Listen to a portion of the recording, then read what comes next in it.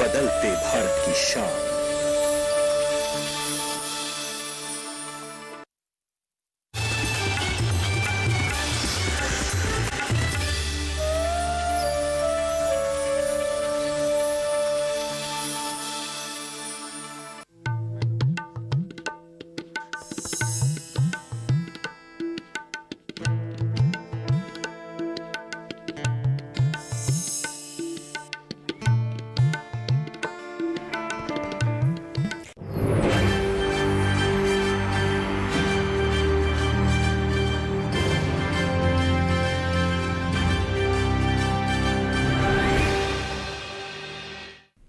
नमस्कार, आप देख रहे हैं दूरदर्शन किसान वाद संवाद में आप सभी का स्वागत है। मैं हूं आपके साथ ज्योत्सना टंडन।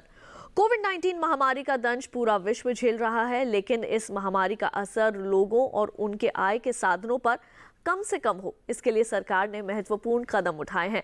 माननीय प्रधानमंत्री श्री नरेंद्र मोदी ने 12 मई 2020 को 20 लाख करोड़ रुपए के निवेश आर्थिक पैकेज की घोषणा कर आत्मनिर्भर भारत अभियान का आह्वान किया।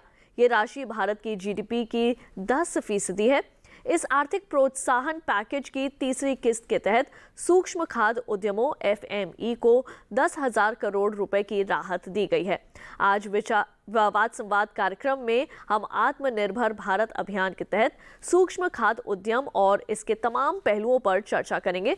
चर्चा करने के लिए हमारे साथ मौजूद रहेंगे पीएल कौल जी, और साथ ही हमारे साथ जुड़ गए हैं मनोज जोशी जी, और हमारे साथ मौजूद हैं पद्मश्री कंवल सिंह चौहान जी।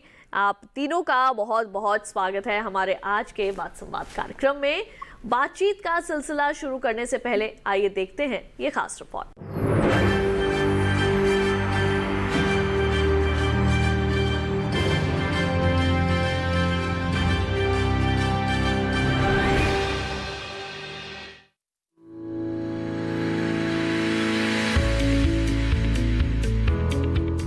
कोविड-19 महामारी के खिलाफ लड़ाई में भारतीय अर्थव्यवस्था को नई गति देने के लिए प्रधानमंत्री श्री नरेंद्र मोदी ने आत्मनिर्भर भारत अभियान का आह्वान किया है। प्रधानमंत्री ने लोकल ब्रांड को ग्लोबल बनाने पर जोर दिया है, यानी हमें लोकल के लिए वोकल बनना पड़ेगा। इसी बात को ध्यान में रखते हुए इस मेगा आर्थिक पैकेज की तीसरी किस्त में सूक्ष्म खाद्य उद्यमों यानी एमएफई के लिए 10,000 करोड़ रुपए की स्कीम का ऐलान किया गया है। ये योजना प्रधानमंत्री की वैश्विक पहुंच के साथ स्वदेशी की आवाज की संकल्पना को बढ़ावा देती है। इस योजना का उद्देश्य सूक्ष्म खाद्य प्रसंस्करण इकाइयों के द्वारा वित्त अधिगम्यता में वृद्धि करना, लक्ष्य उद्यमों में राजस्व में बढ़ोतरी करना, खाद्य गुणवत्ता और सुरक्षा मानकों का अनुपालन करना और समर्थ प्रणालियों की क्षमता को सुदृढ़ बनाना है। इसके साथ ही सूक्ष्म खाद्य उद्यमों का उद्देश्य असंगठित क्षेत्र में औपचारिक क्षेत्र में पारगमन, महिला उद्यमियों और आकांक्षापूर्ण जिलों का विशेष ध्यान देना, अपशिष्ट से पैसा कमाने वाली गतिविधियों को प्रोत्साहन देना और जनजातीय जिलों लघु वन उत्पाद पर ध्यान देना भी है। इस योजना के जरिए भारत के लिए निर्यात के उन अवसरों को तलाशा जाएगा जो पूरी तरह खाद्य सुरक्षा और सेहत के साथ साथ जीवन शैली के साथ जुड़े हैं। इसके लिए क्लस्टर आधारित अप्रोच का उपयोग किया जाएगा। इसके लिए बिहार का मखाना, जम्मू कश्मीर में केसर आदि के विकास और निर्यात का लक्ष्य रखा गया है। एमएफई स्कीम के दायरे में मौजूदा लघु खाद्य उद्यम, किसान उत्पादक संगठन, स्वयं सहायता समूह और कोऑपरेटिव की मदद की जाएगी।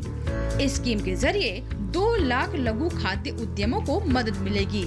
इससे रोजगार और आय के साधन भी बढ़ेंगे। इसके अलावा असंगठित एमएफई इकाइयों को तकनीकी मदद के जरिए अपग्रेड किया जाएगा, जिससे वे भारतीय खाद्य सुरक्षा और मानक प्राधिकरण के मानकों पर खरा उतर सकें, ब्रांड मजबूत कर सकें और देश और दुनिया में उसकी मार्केटिंग की जा सके। यह एक केंद्र प्रायोजित योजना है जिसमें व्यय को 60:40 अनुपात के हिसाब से भारत सरकार और राज्यों के द्वारा साझा किया जाएगा। 2 लाख सूक्ष्म उद्यमों को ऋण से जुड़ी सब्सिडी के जरिए सहायता प्रदान की जाएगी। इस योजना को साल 2020-21 से साल 2024-25 तक के लिए 5 वर्षों की अवधि के लिए कार्यान्वित किया जाएगा।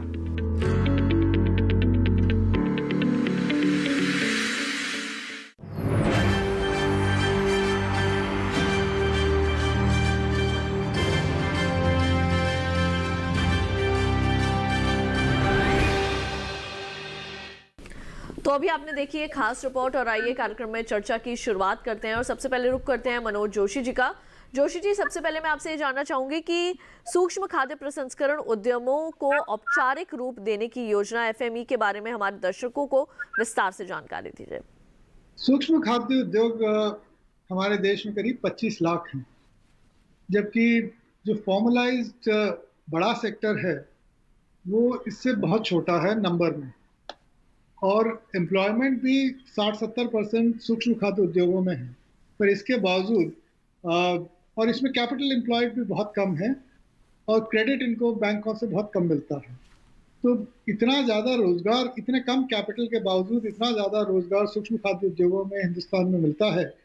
इसलिए हमारा मंत्रालय आत्मनिर्भर भारत अभियान के अंतर्गत ये स्कीम लाया है, जिसमें सूक्ष्म जो अनऑर्गेनाइज एग्जिस्टिंग यूनिट्स हैं उनको फॉर्मलाइज किया जा सके, जिसका भाग होगा कि उनको एक बैंक से क्रेडिट मिले, उनको हम उद्योग आधार में रजिस्टर कर सके, उनको FSSAI का रजिस्ट्रेशन मिल सके, उनको ट्रेनिंग दी जाए ताकि उनका प्रोडक्ट भी अच्छी पैकेजिंग और अच्छी मार्केटिंग के साथ, अच्छी क्वालिटी के साथ लोगों को जा सके, उनको बेहतर मूल्य मिले और बेहतर प्रॉफिट मिले जी। ये फॉर्मलाइजेशन इस स्कीम का उद्देश्य है। इसमें करीब 2 लाख यूनिट्स को 5 साल में सहायता दी जाएगी पूरे देश में सभी राज्यों में।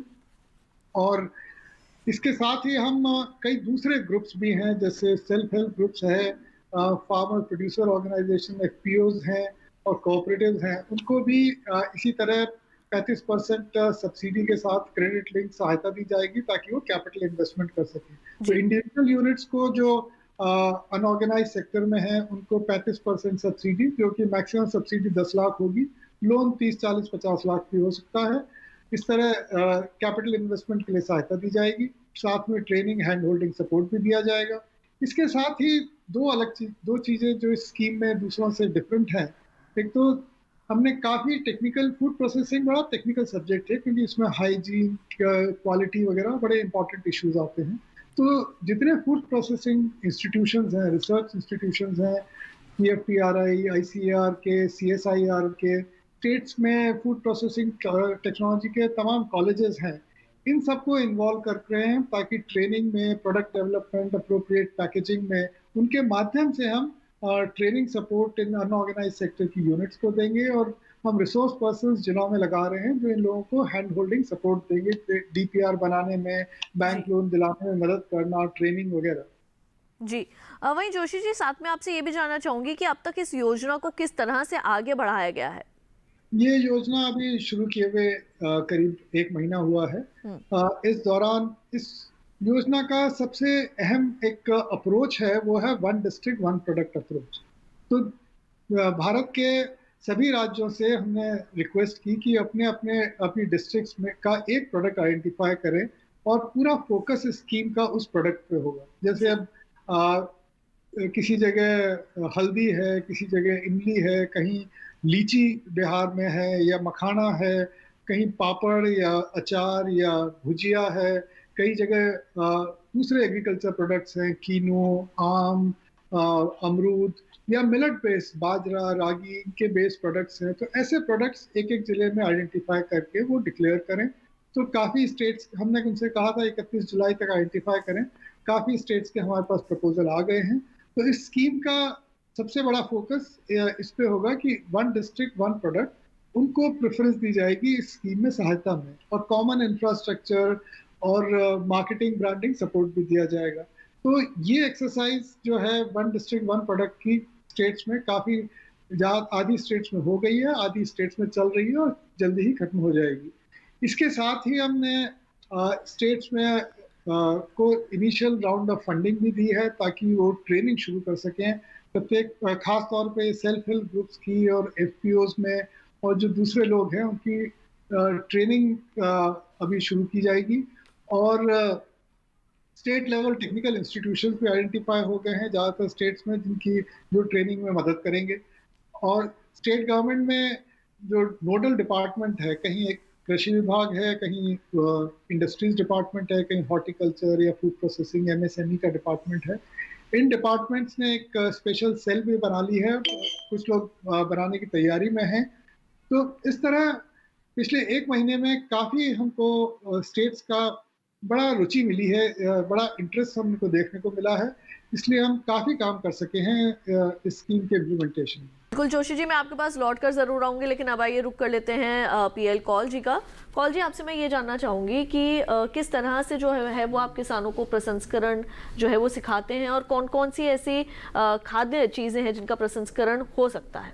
देखिए, किसानों की बेहबूदी के लिए सबसे अहम बात है इसका प्रोसेसिंग होना चाहिए, कि वेस्टेज ना हो। फूड प्रोडक्ट जो किसान पैदा करेगा तो उसका वेस्टेज नहीं होना चाहिए, उसका प्रोसेसिंग करके वैल्यू एडिशन होना चाहिए, जो सबसे अहम बात है।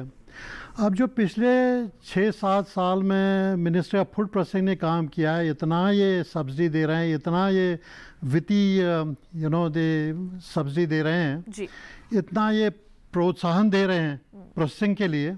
अगर ये सही मायने में ये सही जितना पैसा इन्होंने लगाया है इसमें, अगर इसका सही सदुपयोग होगा तो इंडिया का भी स्थान जो है फूड प्रोसेसिंग देशों में गिना जाएगा। अब आपको पता है इंडिया जो है, हमारा भारत जो है, सबसे सेकंड नंबर पे आता है लार्जेस्ट प्रोड्यूसर वेजिटेबल्स का, लार्जेस्ट प्रोड्यूसर मिल्क का, सेकंड लार्जेस्ट प्रोड्यूसर फ्रूट का। लेकिन हमारा कोई इसमें कंट्रीब्यूशन नहीं है वर्ल्ड ट्रेड में। जब तक ये प्रोसेसिंग नहीं होगा, किसान की बेहबूदी नहीं होगी, ये बहुत इंपॉर्टेंट है। मैं एक सिंपल सा उदाहरण दे रहा हूँ जो मिनिस्ट्री ऑफ फूड प्रोसेसिंग वाले भी और हमारे जो पद्म श्री चौहान साहब से भी ये भी नोट करेंगे। हमेशा एफर्ट रहा है मिनिस्ट्री ऑफ फूड प्रोसेसिंग का किसी भी तरीके से किसान की बेहबूदी हो, किसी भी तरीके से फूड प्रोसेसिंग ऊपर उठे। लेकिन जो पेस है इसका प्रोसेसिंग का वो एक्सट्रीमली स्लो है। हमको इंट्रोस्पेक्शन करना पड़ेगा कि इतनी धीमी रफ्तार से क्यों चल रहा है। मिनिस्ट्री ऑफ फूड प्रोसेसिंग ने 2004 में एक रिपोर्ट बनवाई थी फॉरेन कंसल्टेंट से कि हमें कैसे आगे बढ़ना है। उन्होंने कहा था फूड प्रोसेसिंग 2004 में 6% थी, उन्होंने प्लान किया था 2015 में ये 20% पे ले जाने का, लेकिन अब 2020 आ गया, अभी ये 10% पे ही है। फ्रूट्स एंड वेजिटेबल्स, फल और फूल, इसका इन्होंने बताया था एक 1.4% जो 2004 में था, इसको 2015 में कैसे 15% तक लिया जाए, लेकिन अभी 2020 आ गया 2%, 3 पे ही है, 2.3% पे ही है। हमारा एक्सपोर्ट ट्रेड जो था फूड प्रोसेसिंग का, फ्रेश एंड प्रोसेस्ड फूड का, वो लेस देन 2% था 2004 में, और अभी भी ये 2.55% है। ये क्यों नहीं बढ़ रहा है? जब छोटे छोटे देश लाइक नेदरलैंड्स, हमारा 1% का एरिया है उनके पास, जब वो हमारे से काफ़ी बढ़ गए, हमारा ये इसमें योगदान क्यों नहीं है? इसका मतलब है हमें इंट्रोस्पेक्शन करना पड़ेगा। इतना फिनेंशियल फैसिलिटी देने के बाद भी हम क्यों नहीं आगे बढ़ रहे हैं? क्यों नहीं हम ये 15 साल में आगे बढ़ गए? जो हमारा लक्ष्य था, जो हम वो प्रोजेक्ट रिपोर्ट का जो था vision, strategy and action plan, वो जो इन्होंने प्लान किया था, वो क्यों नहीं हो पाया? इसलिए नहीं हो पाया कि हम जुट के काम नहीं करते, ठीक है ना। अगर ये जितना इन्होंने अभी ये फाइनेंशियल पैकेज दी है, अगर इसको सही मतलब में फ्रूटफुली यूटिलाइज करा जाए तो हम आगे number at least one of the 10 foremost exporters, food processors of the world हम बन सकते हैं। जी बिल्कुल। वही जोशी जी, आपने अभी यहाँ पर सुना कौल जी ने जो कहा, तो इसके बारे में आप कुछ जानकारी देना चाहेंगे कि क्यों ऐसा है कि हम लोग जो है वो अभी तक पीछे हैं और आगे नहीं बढ़ पा रहे हैं इस क्षेत्र में? एक बात कौल साहब ने बड़ी सही कही कि जो पूरी वैल्यू चेन किसी प्रोडक्ट की होती है, उस पूरे वैल्यू चेन को एड्रेस किया जाए तभी फायदा होता है। पीसमील अप्रोच से फायदा नहीं होता। जैसे आप टमाटर का केस ले लीजिए जी। हमारे यहाँ काफी इंपोर्ट भी हो रहा है पल्प का। ज्यादातर हमारे जो टमाटर हैं वो टेबल वैरायटी में यूज होते हैं, ताकि उसको सीधे लोग फ्रेश यूज करते हैं, उसकी प्रोसेसिंग कम होती है।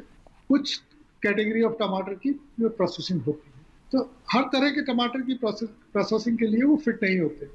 कुछ स्पेशल वैरायटीज होती हैं जो प्रोसेसिंग के लिए बेटर होती है, उसमें स्वीटनेस और कलर वगैरह ज़्यादा होता है, पल्प ज़्यादा होता है। ऐसे आलू का केस लीजिए, हमारे यहाँ वेस्टर्न यूपी, बंगाल, बिहार में आलू बहुत होता है, पर वो प्रोसेसेबल वैरायटी जिससे चिप्स और ये फिंगर चिप्स बनती हैं, ये उससे नहीं बनती हैं। उसके लिए स्पेशल वैरायटी होती है। तो गुजरात में और पंजाब में आजकल वो वैरायटी फार्मर्स शिफ्ट कर रहे हैं। तो ये पूरा एक सिस्टम है जिसमें कौन सा वैरायटी हम ग्रो कर रहे हैं, उसके आसपास फैक्ट्रीज हो, उसके आसपास वेयर हाउसेज, कोल्ड स्टोरेज और पूरा सप्लाई चेन को हम एड्रेस करेंगे, तभी प्रोसेसिंग बढ़ पाती है। अदरवाइज जैसे ऑरेंजेस हैं, अब हमारी ऑरेंजेस जो प्रोसेसेबल वैरायटी वाली ऑरेंजेस नहीं है, वो टेबल वैरायटी वाली ऑरेंजेस हैं। तो पूरे वैल्यू चेन को जब हम एक साथ एड्रेस करते हैं, तभी हम इस मामले में आगे बढ़ पाएंगे। तो हमारी जो FME PM FME स्कीम है, इसमें यही प्रयास है कि एक जिले में एक प्रोडक्ट लेके सारा फोकस उस प्रोडक्ट पे करें। अब अगर पंजाब में अगर कीनू प्रोडक्ट ले रहे हैं, तो पूरा फोकस उस कीनू की वैरायटी, उसकी ग्रेडिंग, सॉर्टिंग, ताकि अच्छा वैरायटी टेबल वैरायटी में जाए, प्रोसेसेबल वैरायटी प्रोसेसेबल में जाए, उसकी कोल्ड स्टोरेज, उसकी फैक्ट्रीज, पूरा वैल्यू चेन को जब हम एक साथ एड्रेस करेंगे, तो हमें अपनी कंट्री का जो फ्रूट्स और वेजिटेबल्स की प्रोसेसिंग बढ़ाने में मदद मिलेगी।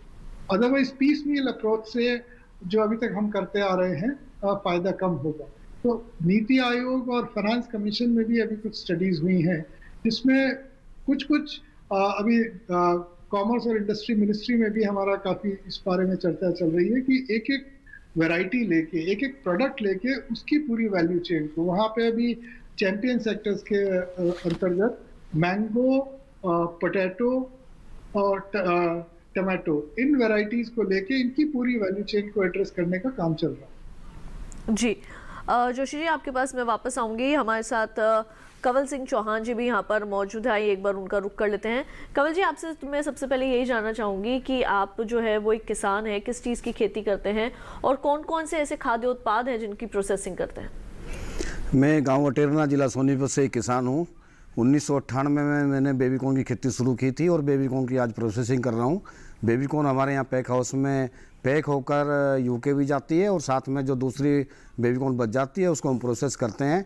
दूसरी बात मैं बताना चाहूँगा कि जो कोरोना काल हुआ है, इस काल में बेबीकॉर्न जब ना मंडियाँ भी बंद थी और फ्लाइट भी बंद थी, ना एक्सपोर्ट हो रहा था, उस दौरान भी हमारे कोल्ड स्टोर काम आए। कोल्ड स्टोर में हमने बेबीकॉर्न को, टमाटर को, स्वीट कॉर्न को, इनको रखा और साथ में प्रोसेस किया।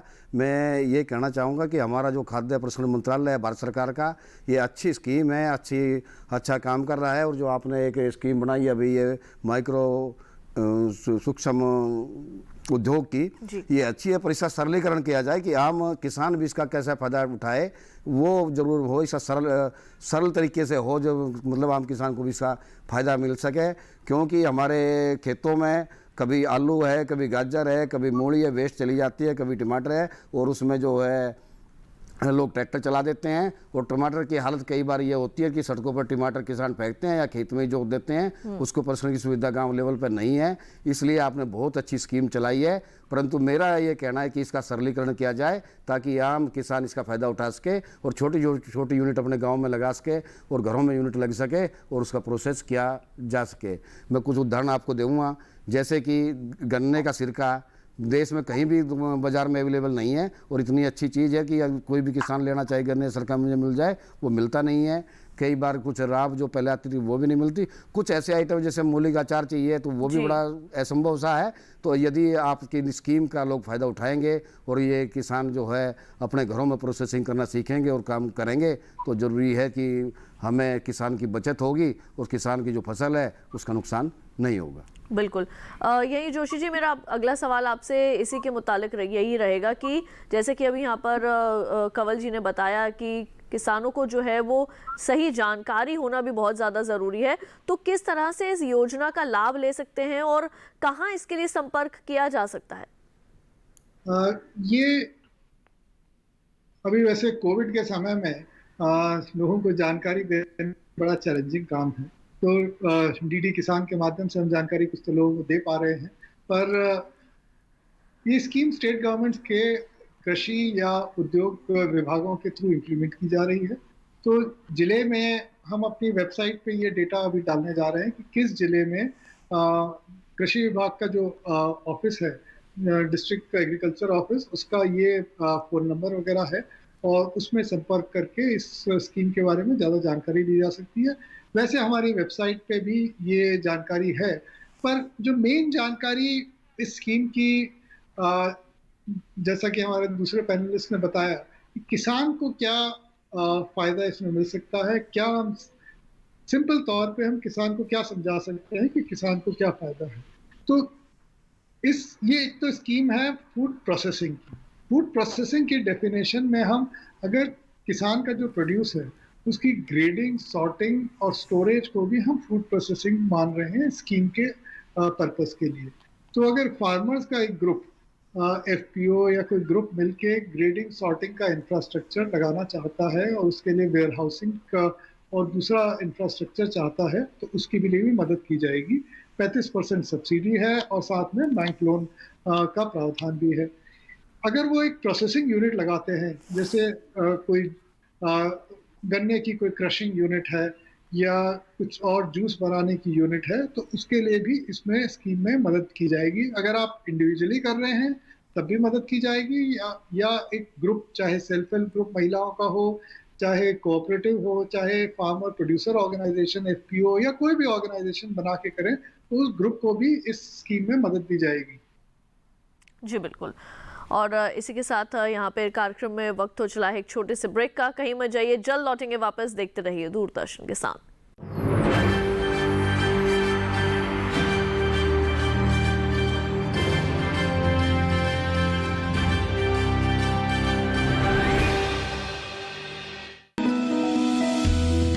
जानकारी जो किसानों के लिए हो लाभकारी,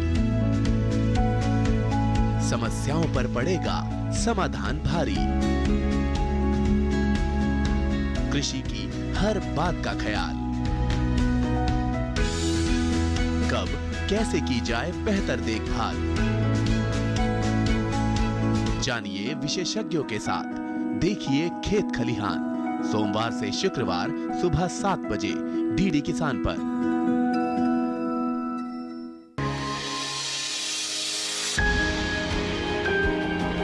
सहेजें कण कण को, सुंदर दे रूप रंग आकार, स्वस्थ जीवन रहे जमीन पर, इंद्रधनुष हो साकार। देखिए प्रकृति की ओर, गुरुवार सुबह 9:30 पर।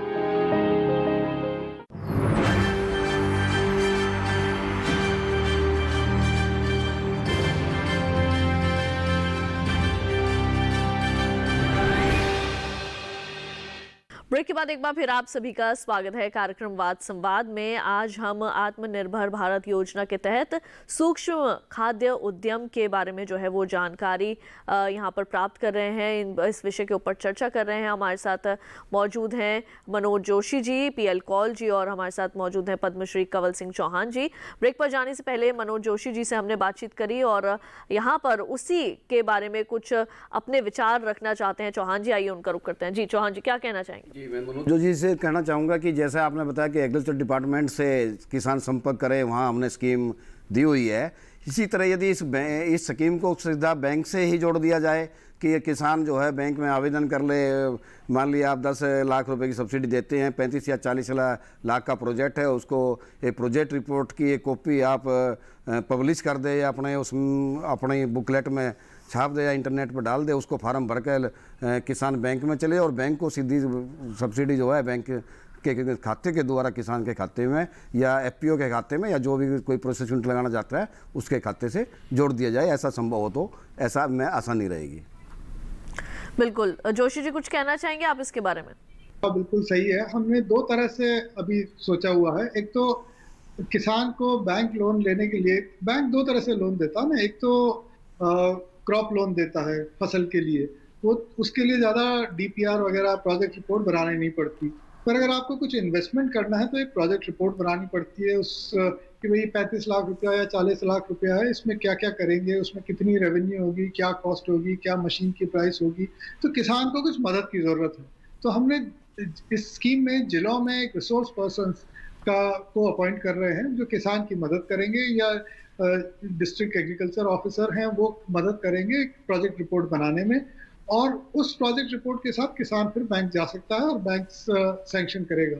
तो पर अगर किसान अपने आप प्रोजेक्ट रिपोर्ट बना लेता है तो उसको ऑनलाइन हमारे जो सर्विस सेंटर्स हैं वहाँ ऑनलाइन अप्लाई करके बैंक को सीधे ये एप्लीकेशन दी जा सकती है। तो इसको आज के कोविड के ज़माने में और आईटी के ज़माने में क्योंकि अगर इंडिविजुअली जो शिकायत होती है कि बैंक में प्रोजेक्ट रिपोर्ट दी और उसके बाद बैंक ने कुछ सैंक्शन नहीं किया, बैंक प्रोजेक्ट रिपोर्ट लेके बैठा हुआ है, सैंक्शन भी नहीं किया, रिजेक्ट भी नहीं किया, तो इसलिए स्कीम में हमने प्रोविजन किया है कि आप डिस्ट्रिक्ट में जो आईटी का जो भी सर्विस सेंटर हो, कॉमन सर्विस सेंटर हो, वहाँ जाके या कहीं भी ऑनलाइन अप्लाई करें लोन के लिए, और वो सीधे बैंक के पास चली जाएगी, ताकि हम लोग यहाँ बैठ के पूरे देश में मॉनिटर कर सके कि इस बैंक के पास ये प्रोजेक्ट रिपोर्ट इस किसान की गई है और ये 1 महीना या 2 महीना हो गया है, या अब तक सैंक्शन हुई है नहीं हुई है, तो ये एक मॉनिटरिंग की जा सके। इसलिए किसानों की मदद के लिए एक सेंट्रलाइज सिस्टम हमने बनाया है। तो जो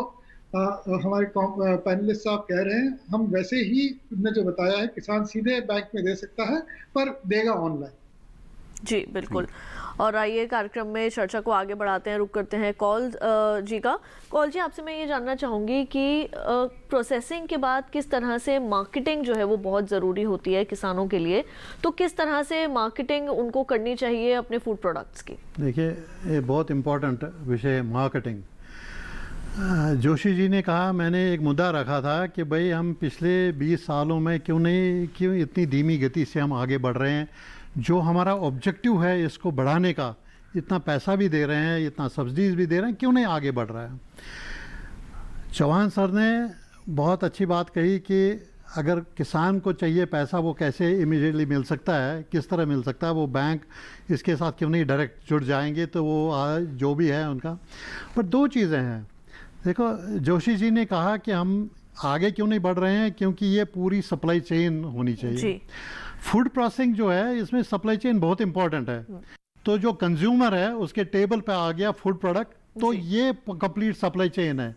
कुछ कहते हैं लोग सीड टू स्टमक, बीज से स्टमक तक। अगर इसमें डिसइंटीग्रेट हो गया, ये सप्लाई चेन बीच में रुक गई, तो किसी न किसी का नुकसान होता है, कुछ लोग इसमें फ़ायदा कमाते हैं। ये इसको कैसे मेंटेन किया जाए, हमें एक प्रैक्टिकल व्यू देखना चाहिए अपने भारतवर्ष का। यहाँ के जो किसान हैं, छोटे छोटे लैंड होल्डिंग वाले किसान हैं, उनके पास न टाइम है, उनके पास न पैसा है, न उनके पास इतना कुछ अनुभव है कि वो अपना उपज को क्या करें। मेरा सुझाव ये है कि हमें एक मॉड्यूल बनाना चाहिए, जैसे अमूल डेयरी का है, एक कोऑपरेटिव का, पंचायत के हाथ में दे दो, या एक कोऑपरेटिव बनाओ हर एक डिस्ट्रिक्ट में। जिस कोऑपरेटिव में है वो छोटे छोटे किसान अपना जो भी उपज है वो ले आएंगे, वहाँ प्रोसेसिंग होगी। पहले कलेक्शन सेंटर बनने चाहिए जहाँ सारे किसान लेके अपना देंगे, उधर उनको कैश उधर ही मिले, तो उनको कोई प्रॉब्लम नहीं हो, अपने वो फाइनेंशियल प्रॉब्लम ना हो उनको। वहाँ से वो कोल्ड स्टोरेज में आ गया, यहाँ प्राइमरी प्रोसेसिंग सेंटर हो जहाँ इनको छानबीन करे जाए, सेपरेट करा जाए, ग्रेडिंग करी जाए, कोल्ड स्टोरेज में रखा जाए। और फिर एक सेंट्रलाइज्ड, जैसे अमूल डेयरी का है सेंट्रलाइज्ड प्रोसेसिंग सेंटर, वो होना चाहिए जिसमें सारे जो FDA अप्रूवल है, FSSAI अप्रूवल है, ISO 22000 अप्रूवल है, वो एक वर्ल्ड क्लास होना चाहिए प्रोसेसिंग यूनिट। तो इस सप्लाई चेन को जब पूरा कंप्लीट नहीं होगा, अगर बीच में फ्रेगमेंट हो गया, ये अगर फ्रेगमेंटेशन हो गई, ये इंडस्ट्री कभी आगे बढ़ेगी नहीं। फिर आगे आपका क्वेश्चन मार्केटिंग का। अगेन, जो ये प्रोसेसिंग करने वाले हैं और जो ये किसान हैं, इनको पता नहीं मार्केटिंग कैसे करते हैं जी। सो इसके लिए मार्केटिंग एजेंसी अलग डेवलप करनी चाहिए। जैसे आपने देखा है जो प्रोडक्ट्स कैसे टीवी पे अमूल बटर कैसे प्रमोट करते हैं जी, नूडल्स कैसे प्रमोट करे जाएं, ठीक है ना। इसके लिए एक अलग प्रोफेशनल सेटअप होना चाहिए। जो प्रोफेशनल सेटअप अगेन इस जो सेंट्रलाइज्ड प्रोसेसिंग यूनिट होगा उसके साथ जुड़ा जाए, तो जब ये मार्केटिंग भी इंपॉर्टेंट चीज़ है, जब आप अपने प्रोडक्ट को प्रमोट नहीं करेंगे तो कैसे मार्केटिंग होगी। हाँ, तीसरी बात ये जो जोशी जी ने कहे कि प्रोसेसिंग वैरायटी, हम ये बात पिछले 30 साल से कर रहे हैं, हमारे पास प्रोसेसिंग वैरायटी नहीं, प्रोसेसिंग वैरायटी नहीं है, बट प्रयास करना है ना, प्रोसेसिंग वैरायटी उगानी चाहिए। अभी हमें आलू चाहिए थे फ्रेंच फ्राइज के लिए, वर्ल्ड क्लास प्रोसेसिंग वैरायटी तो आ गई ना सामने। जब हमने प्रयास किया, बीज लाए, उसको प्रोसेसिंग किया, तो हमारे किसान बड़े इंटेलिजेंट हैं, हमारे वैज्ञानिक, एग्रीकल्चर वैज्ञानिक बड़े इंटेलिजेंट हैं, तो करके दिखाया ना उन्होंने। कीवी उन्होंने हिमाचल में भी उगाया, कीवी उन्होंने नॉर्थ ईस्ट में भी उगा के दिया, और अच्छी क्वालिटी का। तो प्रोसेसिंग वैरायटी डेवलप करना कोई बड़ी बात नहीं है, राइट। खाली प्रयास होना चाहिए, हमें फोकस करना चाहिए। ये कंप्लीट इंटीग्रेटेड सप्लाई चेन कैसे मैनेज किया जाए, वो सबसे इम्पोर्टेंट मुद्दा है जी। तो जोशी जी, आपसे मेरा सवाल इसी के अंदर से मैं निकालूंगी, ये जो प्रोसेसिंग वैरायटी की हम यहाँ पर बार बार बात कर रहे हैं, तो क्या प्रोसेसिंग वैरायटीज के बारे में किसानों को जानकारी देना क्या एक अहम चीज है? और अगर उन्हें प्रोसेसिंग वैरायटी के ही अगर उगानी है, तो कौन कौन सी ऐसी वैरायटीज हैं जिनके बारे में उन्हें बताया जा सकता है, जिससे वे केवल प्रसंस्करण के लिहाज से ही जो है वो खेती करें? इसमें दो बातें मैं एक तो बताना चाहूँगा। पहला कि फूड प्रोसेसिंग, जब हम बोलते हैं किसी भी फ्रूट्स या वेजिटेबल्स की प्रोसेसिंग होती है, तो वो लगातार प्रोसेसिंग होनी ज़रूरी है। ये नहीं है कि आपकी आज फसल जो आई वो तो अच्छी आई, तो कम हुई है, प्राइस ज़्यादा है तो आज तो मंडी में बेच दी, और कल प्राइस गिर गई तो कल फूड प्रोसेसिंग में दे दी। तो जो दुनिया में बाकी जगह होता है कि जो लोग उगाते हैं वो सिर्फ फूड प्रोसेसिंग के लिए ही उगाते हैं, चाहे आधे खेत में वो टेबल वैरायटी के लिए उगा लें, आधे खेत में फूड प्रोसेसिंग के लिए उगा लें। तो जो फूड प्रोसेसिंग के लिए जा रहा है वो वैरायटी सिर्फ फूड प्रोसेसिंग के लिए ही जाती है, और लगातार जाती रहती है, ताकि जो फूड प्रोसेसिंग की यूनिट है वो चल सके। नहीं तो 1 महीना चली, उसके बाद अगर कुछ मिलेगा ही नहीं तो समस्या आ जाएगी। तो कृषि मंत्रालय, भारत सरकार और हमारे बीच में काफ़ी डिस्कशन हुआ है, और काफ़ी, जैसे आलू में तो काफ़ी एफर्ट हुआ है, बाकी चीज़ों में भी जो अप्रोप्रिएट प्रोसेसेबल वैरायटीज़ हैं उसका राज्य सरकारों के माध्यम से और ICAR के माध्यम से वैरायटीज़ जो डेवलप हो चुकी हैं उनको किसानों तक पहुंचाया जा रहा है, और नई वैरायटीज़ को डेवलप करने का भी, जहां नहीं है, जैसे ऑरेंजेस वगैरह में नहीं है, उसमें एफर्ट किया जा रहा है। पर हाँ, वैरायटी एक पार्ट है, उसके सीड्स दूसरा पार्ट है, और जो फार्मर और इंडस्ट्री की जो रिलेशनशिप है, चाहे वो FPO करे चाहे प्राइवेट इंडस्ट्री करे, वो भी बड़ी इंपॉर्टेंट है। तो अभी तक फार्मर को हम फोर्स करते थे कि वो जाके मंडी में जाके ही फ्रूट्स और वेजिटेबल बेचे, तो फैक्ट्री को तो डायरेक्टली बेच नहीं सकता था।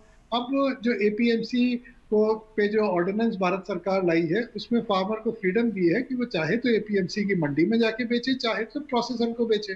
तब प्रोसेसर को डायरेक्टली फार्मर से खरीद सकता है, नहीं तो मंडी जाके खरीदना पड़ता, तो कोई सर्टेनिटी नहीं होती थी कि प्राइस अगर अच्छी है तो नहीं मिलेगा। अगर एक किसान के साथ कॉन्ट्रैक्ट फार्मिंग का भी जो नया ऑर्डिनेंस आया है, उसमें किसान के साथ एक रिलेशनशिप हो कि भाई तुम ये वैरायटी उगाओ, हम इतने पैसे तुम्हें देंगे इस सीजन में या अगले सीजन में, सीजन इतने पैसे मिलेंगे, तो किसान को भी एक कंसिस्टेंट फायदा होगा, क्योंकि ये वैरायटीज फेल भी कम होती हैं, और एक इंडस्ट्री अगर लगातार खरीद रही है, तो ये जो सिम्बायोटिक रिलेशनशिप है किसान और इंडस्ट्री की, ये दोनों हम अभी जो दोनों भारत सरकार के जो आत्मनिर्भर पैकेज में ऑर्डिनेंसेस आए हैं, एक तो कॉन्ट्रैक्ट फार्मिंग का और दूसरा APMC का, ये वैल्यू चेन में डेवलपमेंट में बड़ा योगदान देंगे। जी बिल्कुल। और इसी के चलते यहाँ पे चौहान जी, मैं आपसे पूछना चाहूँगी कि जैसे आप भी प्रोसेसिंग करते हैं, किस तरह से आप मार्केटिंग करते हैं, कैसे आपको आर्थिक लाभ जो है वो उससे मिल रहा है?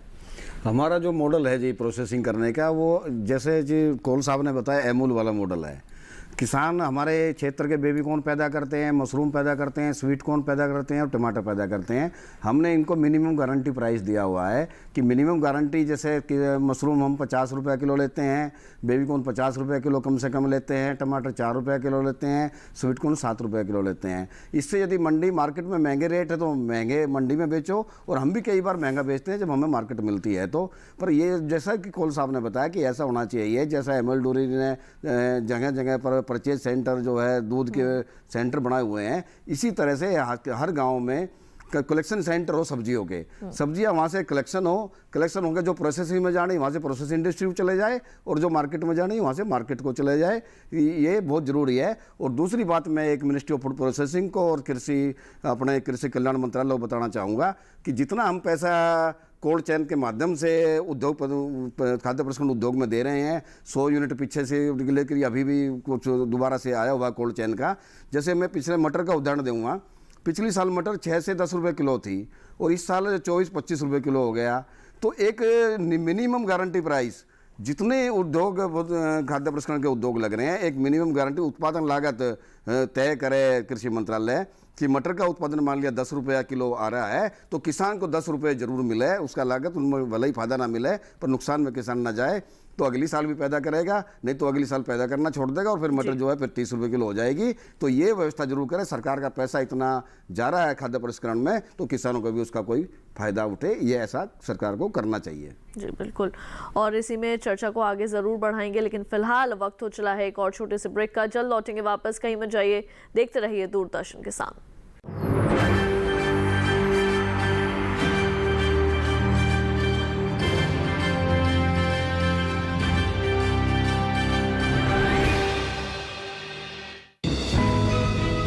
ये कामयाबी है अन्नदाता की, ये कहानी है खेत और खलिहानों की। कैसे करें अपने पशुओं की देखभाल, जानिए गांव-गांव के किसानों का हाल। देखिए गांव किसान सोमवार से शुक्रवार दोपहर 12:05 पर। बीमारियों से कैसे बचेगी फसल, मवेशियों की मुश्किलों का क्या है हल, कहां से लाएं बीज, कितनी लगेगी खाद, किसानों के हर फोन का विशेषज्ञ देंगे जवाब। देखिए हेलो किसान लाइव सोमवार से शुक्रवार शाम 6 बजे।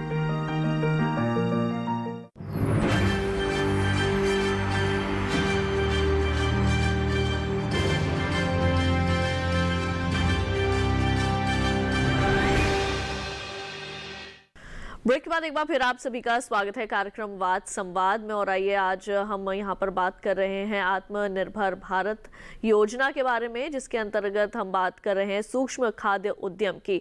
और चर्चा में हमारे साथ जो है वो पैनलिस्ट मौजूद है। आइए कार्यक्रम में चर्चा को आगे बढ़ाते हैं।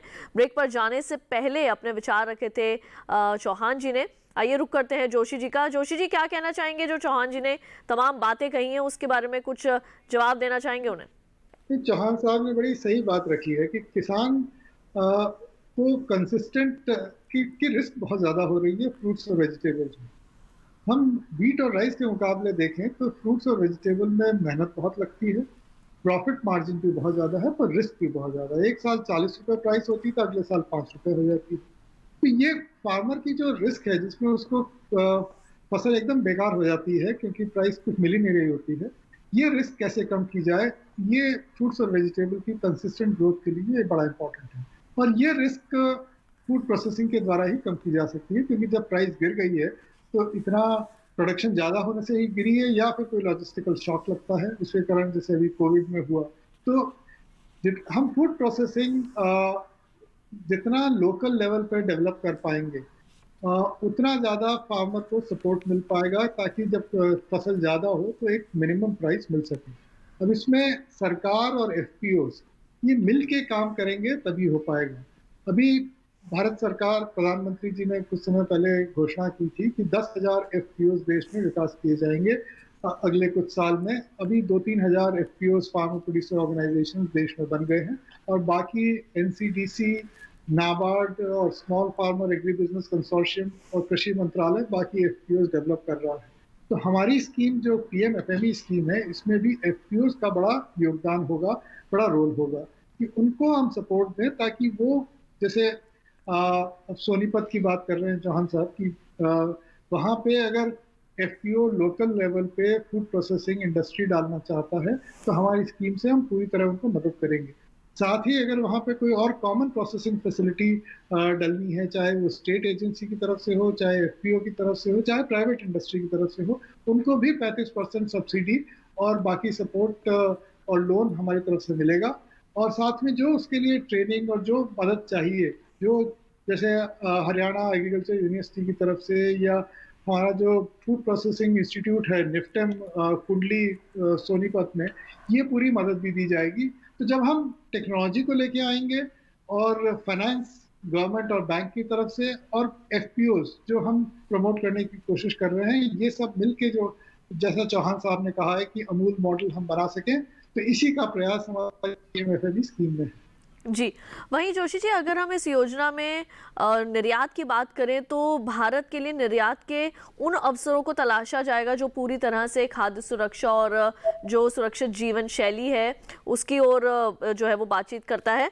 तो इसके बारे में थोड़ा सा मैं आपसे विस्तार से जानना चाहूँगी। एक्सपोर्ट में दो सेगमेंट्स हैं। एक तो निश सेगमेंट होता है जो टिपिकल भारत की आयुर्वेद और हमारी संस्कृति से जुड़े हुए प्रोडक्ट्स हैं, या हमारे जो नेचुरली ऑर्गेनिक प्रोडक्ट्स हैं, जैसे आंवला, हल्दी या मोरिंगा या मखाना, या जो हमारे ट्रेडिशनल प्रोडक्ट्स हैं आयुर्वेद बेस्ड, या हमारी जो परंपरा के बेस्ड प्रोडक्ट्स हैं उनका, और हमारे जो नेचुरल ऑर्गेनिक प्रोडक्ट्स हैं, इसका दुनिया में मार्केट बढ़ रहा है।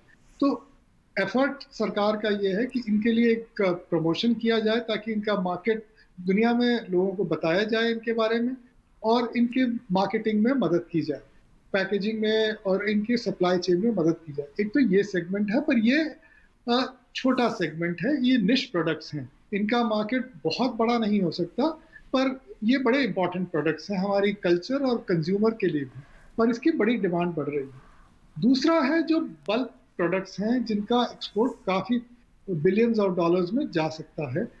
सबसे बड़ा सेगमेंट है ready to eat Indian food. तो आप देखते हैं कि चाहे वो पनीर बटर मसाला हो या दाल मखनी हो या फ्रोज़न पराठा हो या फ्रोज़न आलू टिक्की हो, विदेश में इसका मार्केट इंडियन कम्युनिटी में तो शुरू से ही रहा है और दूसरे विदेशियों में भी इसका मार्केट बढ़ रहा है। तो हमारा जो चैंपियन सेक्टर का जो एफर्ट है कॉमर्स और इंडस्ट्री मिनिस्ट्री का, उसमें ready to eat Indian food का प्रमोशन एक बहुत बड़ा सेगमेंट है और ये बड़ा मार्केट है और इसको कई गुना बढ़ाया जा सकता है। इस बारे में हमारा एक एफर्ट है। दूसरे हमारे जो एक्सपोर्ट के ट्रेडिशनल सेक्टर्स हैं, एक मरीन प्रोडक्ट्स बहुत बड़ा सेक्टर है, दूसरे फ्रेश फ्रूट्स काफ़ी बड़ा है, जैसे आम है और दूसरे जो फ्रेश फ्रूट्स हैं इनका एक्सपोर्ट, ये जो फ्रूट्स एंड वेजिटेबल वाली वैरायटी में ये सारे हमारे फोकस एरिया हैं। वैसे ट्रेडिशनली तो सबसे ज़्यादा एक्सपोर्ट के आइटम राइस वगैरह होते हैं, पर उस पर हमारा अभी हमारे मंत्रालय का इतना फोकस नहीं है। हमारे मंत्रालय का फोकस फ्रूट्स और वेजिटेबल्स पे ज़्यादा है। जी बिल्कुल, आपके पास मैं ज़रूर यहाँ पर वापस आऊँगी। कौल जी, आपसे मैं जानना चाहूँगी, क्योंकि महिलाओं का कहा जाता है कि योगदान काफ़ी रहता है इसमें, तो कैसे महिलाओं को प्रसंस्करण के साथ जोड़ा जा सकता है जिससे उन्हें भी आत्मनिर्भर बनाया जाए? देखो, महिलाएं और फूड प्रोसेसिंग ये तो इंटीग्रेटेड है।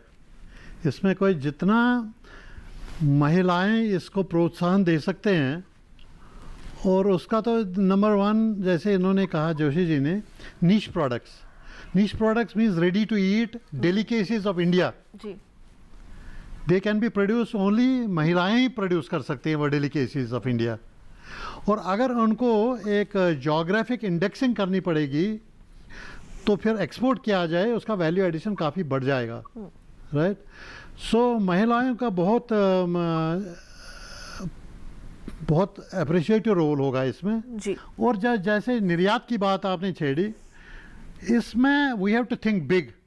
जब हम बड़ा नहीं सोचेंगे, अगर हम सोचेंगे organic product is a small market, जैसे जोशी जी ने कहा, ready to eat paratha small market, जहाँ हमारा स्ट्रेंथ है, जहाँ जैसे फ्रूट्स में हम सेकंड लार्जेस्ट प्रोड्यूसर है, वेजिटेबल्स में लार्जेस्ट प्रोड्यूसर है, ऐसे हमारे इनको कैसे वैल्यू एडिशन देके एक्सपोर्ट किया जाए, that is going to be the real strength. अभी हम निर्यात क्या करते हैं? बफलो मीट, राइस, बासमती और गौरगम, इसमें ना फ्रूट है ना वेजिटेबल है, ठीक है ना जी। अब प्रोसेसिंग वैरायटी, जोशी जी से मैं अभी बात, इनसे चौहान साहब से मैं अभी बात कर रहा था, इन्होंने भी कहा जो हमने ब्रोकली उगाई है ना इनके एरिया में, वर्ल्ड क्लास से बेटर ब्रोकली होगी।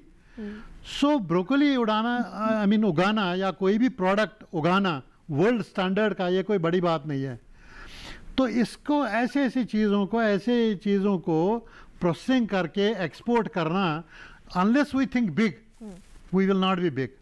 हमें बड़ा सोचना चाहिए। जैसे ये इन्होंने स्टार्ट तो किया पद्म श्री चौहान साहब ने, बट इसको आगे कैसे बढ़ाना, ये तो सारे गांव वालों से, किसानों से जितना भी जिसके पास उपज है वो लेके प्रोसेसिंग करते हैं। बट इस प्रोसेसिंग को 5 टाइम्स कैसे करना, 10 टाइम्स कैसे करना, 100 टाइम्स कैसे बढ़ाना है, तभी तो बढ़ सकता है ना काम। और उसके साथ साथ इंटीग्रेटेड चेन जो फ्रेगमेंटेड ना हो, तभी हमारा देश आगे बढ़ सकता है फूड प्रोसेसिंग और फूड के लिहाज से। बिल्कुल। जोशी जी क्या कहना चाहेंगे इसके बारे में आप? ये आपने बहुत अच्छी बात, महिलाओं और फूड प्रोसेसिंग तो एक दूसरे का अभिन्न अंग है। अगर आप भारत में किसी भी फूड प्रोसेसिंग फैक्ट्री में जाएं तो 70 से 80% जो वर्कर्स हैं वो सब महिलाएं होती हैं। एक तो वो, दूसरा हमने अपने घरों में और अपनी छोटी छोटी फैक्ट्रियों में महिलाएं इतने ज़्यादा फूड प्रोडक्ट्स बनाती हैं, चाहे वो अचार हो, पापड़ हो, बड़िया हो, या साउथ में तरह तरह की चिप्स बनती हैं, मुरक्क बनता है, और आजकल ये मिलेट के प्रोडक्ट्स बनने लगे हैं। ये सारा घरों में महिलाएं बनाती हैं जी। और ख़ास तौर पे जो हमारा सेल्फ हेल्प ग्रुप का जो मूवमेंट है उसमें महिलाएं बहुत तादाद में ये प्रोडक्ट बना रही हैं, पर इसमें चैलेंज 2-3 आ रहे हैं। एक तो वो जो प्रोडक्ट बनाती हैं, अगर बाजार में वो प्रोडक्ट जैसे कोई अच्छा पापड़ है अगर बाजार में 50 रुपए का मिल रहा है, तो ये महिला जो अपना बनाती है इसको 25 रुपया ही प्रोडक्ट का मिल रहा है। बाकी सारा मिडिल मैन के पास चला जाता है, क्योंकि इनके प्रोडक्ट की पैकेजिंग अच्छी नहीं होती, उसका कोई ब्रांड नेम नहीं है, तो मिडिल मैन होके और फिर दुकान पर रिटेलर इनको जो पैसे दे देता है वो मिल जाता है।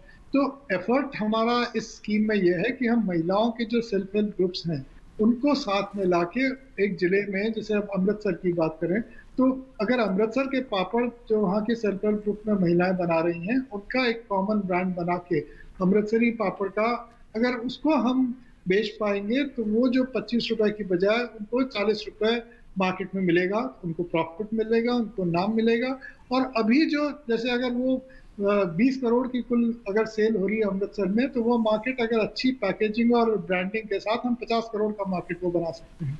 तो हमारी जो PMFME स्कीम का एक बहुत बड़ा भाग है कि महिलाओं के जो सेल्फ हेल्प ग्रुप हैं उनको हम साथ में लाके, एक तो हम अपनी स्कीम में उनको जितनी भी महिलाएं हैं जो फूड प्रोसेसिंग कर रही हैं सेल्फ हेल्प ग्रुप में, वो 40,000 रुपए सीड कैपिटल बिना किसी बैंक लोन के स्कीम में देने का प्रावधान है। तो सबसे पहले हमने स्टेट से कहा है कि जितनी सेल्फ हेल्प ग्रुप में महिलाएं हैं जो कोई भी फूड प्रोसेसिंग का काम कर रही है, उनकी लिस्ट बना के ये 40,000 रुपए उनको दीजिए एज ए वर्किंग कैपिटल, या कोई स्मॉल टूल उनको खरीदना हो ताकि उनको वर्किंग कैपिटल की प्रॉब्लम आ रही है वो दूर हो सके। बिल्कुल। वही चौहान जी, मैं आपसे यहाँ पे ये पूछना चाहूंगी कि आपके गांव में जो है वो कितना समूह जो है वो बना हुआ है महिलाओं का? अगर हम यहाँ पर स्वयं सहायता समूहों की बात करें तो क्या महिलाएं अभी फूड प्रोसेसिंग में आगे हैं आपके गांव के अंदर? महिलाओं का फूड प्रोसेसिंग से सीधा संबंध है। हमारे देश में यदि हम प्राचीन काल से देखेंगे कि अचार मुरब्बे जो घर में बनते थे सब महिलाएं ही बनाती हैं। जो सेल्फ हेल्प ग्रुप देहात में बने हुए हैं गाँवों में, अभी क्या कि किसी को NGO को काम मिल गया, उन्होंने बना के छोड़ दिए। पर यदि इसका फूड प्रोसेसिंग में उपयोग इन सेल्फ हेल्प ग्रुप का करना है तो सबसे पहले महिलाओं को, वैसे तो महिलाएं जानती है कि अचार कैसा बनना है, सब बनना है, पर एक छोटी सी ट्रेनिंग उनको दे दी जाए हर FPO को। और हर FPO को जो जैसी आपकी स्कीम के है माइक्रो इसमें उद्योग में कि 10 लाख तक की जो उसमें बजट है, कुछ उनको डायरेक्ट ट्रेनिंग देकर उनको डायरेक्ट उनको जोड़ दिया जाए उनसे। और इन सारे समूहों का जिसमें FPO भी जोड़ दिया जाए, सेल्फ हेल्प ग्रुप भी जोड़ दिया जाए, कम और छोटे छोटे उद्योग भी जोड़ दिए जाए, इनका एक पूरे देश में फेडरेशन बना दिया जाए। उस फेडरेशन के माध्यम से स्टोर खोल दिए जाए और वहाँ से वो माल सेल्फ ग्रुप से फेडरेशन को माल चले जाए और फेडरेशन जो है पूरे देश में उसकी बिक्री की व्यवस्था कर ले। इसको मार्केटिंग से जोड़ दिया जाए तो ये बहुत अच्छा कदम होगा। इसमें बहुत से लोगों को रोजगार भी मिलेगा और साथ में किसानों को फायदा होगा, उनका माल बिकेगा और साथ में महिलाओं को देहात में रोजगार भी मिल जाएगा। बिल्कुल। अंत में जोशी जी आपकी तरफ एक बार फिर से रुख करती हूँ, बहुत संक्षेप में जानना चाहूंगी क्योंकि यहाँ पर हम प्रशिक्षण की जो है वो बात हो रही है, तो किस तरह से महिलाओं को जो है वो प्रशिक्षण दिलवाया जा रहा है, इसके बारे में क्या जानकारी देंगे आप?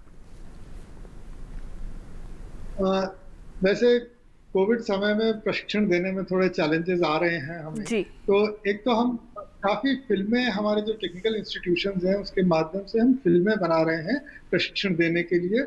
वो फिल्में गांव में भी दिखाई जाएंगी और हम ये प्रबंध कर रहे हैं ताकि ऑनलाइन के अलावा गांव में दिखाने का मौका हम बना सकें। तो एक तो फिल्मों के माध्यम से हम ट्रेनिंग देने का प्रावधान है और दूसरा जो फूड प्रोसेसिंग के कॉलेजेस और डिस्ट्रिक्ट लेवल पे जो ऑफिशियल्स हैं उनके थ्रू हम ट्रेनिंग दे रहे हैं और ये ट्रेनिंग छोटी सी है, करीब 7 दिन की ट्रेनिंग दी जाएगी क्योंकि इससे ज्यादा ट्रेनिंग के लिए समय निकाल पाना महिलाओं के लिए और दूसरे लोगों के लिए मुश्किल होगा।